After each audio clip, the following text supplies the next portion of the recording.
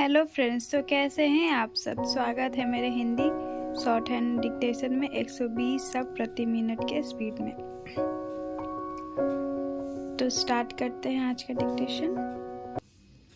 Start.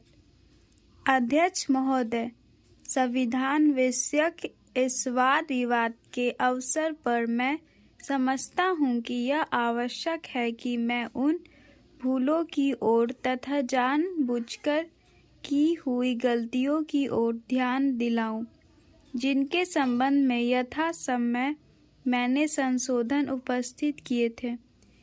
चूंकि उन संशोधनों को लगभग उनमें से प्रत्येक को मसौदाकारों ने पसंद नहीं किया, इसीलिए मैं यह समझता हूँ कि इस अंतिम अवसर पर मैं उन गलतियों की ओर ध्यान आकर्षित कर दूं। मेरे इस कथन से यह न समझा जाए कि मसौदा समिति तथा उसके सभापति और कुछ अन्य सदस्यों ने जो कठिन परिश्रम किया है तथा जिस बुद्धिमत्ता और सावधानी का परिचय दिया है, उसकी मैं प्रशंसा नहीं करता।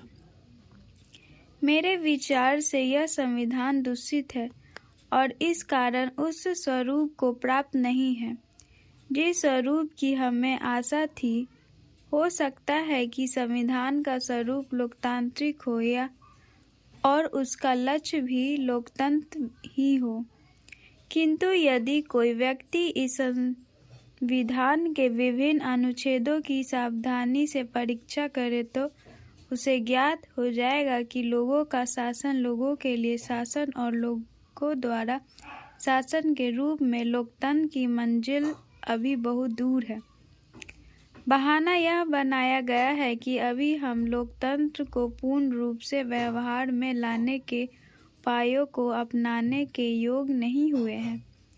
हमसे कहा गया है कि हमें अधिक अनुभव की आवश्यकता होगी और अधिक शिक्षा की भी आवश्यकता होगी। आपका जनसाधारण पर विश्वास नहीं है। इससे भी अधिक सच्चाई इस कथन में है कि आपको अपने नेताओं पर ही विश्वास नहीं है। संपूर्ण संविधान में कोई भी ऐसी बात नहीं है जिससे यह प्रकट होता हो कि ये अधिकार और स्वतंत्रताएं केवल कागज पर लिखे हुए अधिकार नहीं रहेंगे। मेरे विचार से इस संविधान में मूलाधिकार तथा नागरिक स्वतंत्रताओं के विषय में जो अध्याय है, उससे अधिक दुखद अध्याय और कोई नहीं है।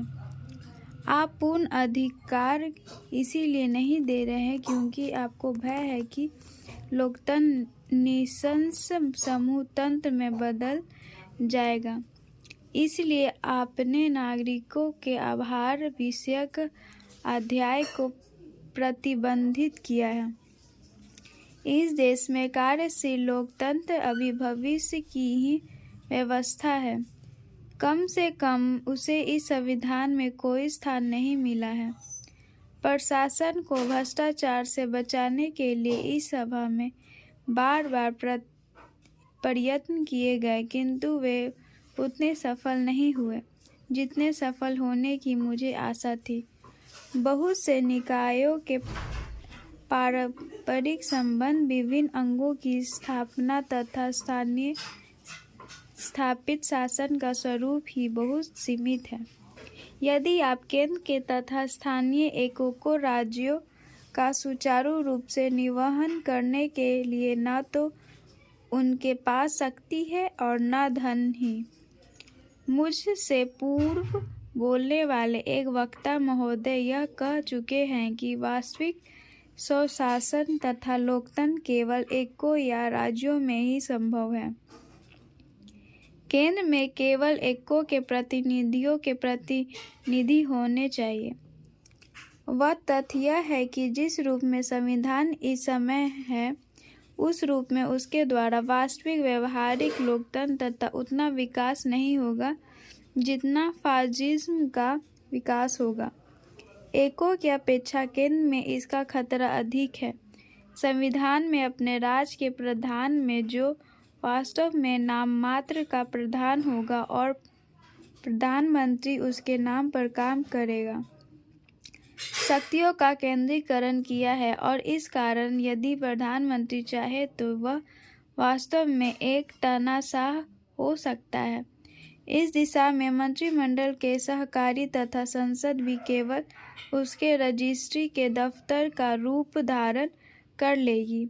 मैं यह कहने के लिए तैयार हूँ कि अनेक दोषी के होते हुए भी हम इस संविधान को इस प्रकार व्यवहार में लाएं कि इसमें सन्निहित भावना से हमारा पथ प्रदर्शन हो तथा इसी की छत्र छाया में हम आगे बढ़ें। मुझे विश्वास है कि दोषों तथा कमजोरियों के होते हुए भी इस संविधान को इस प्रकार क्रियान्वित किया जा सकता है कि थोड़े ही समय में वास्तविक लोकतंत्र स्थापित हो जाएगा और यदि निकट भविष्य में नहीं तो 5 या 10 वर्षों में यहाँ के लोग अपने देश के वास्तविक शासक हो जाएंगे। धन्यवाद। आपको ये डिक्टेशन कैसे लगी मुझे कमेंट में बताना ना भूलें और लाइक सब्सक्राइब करना।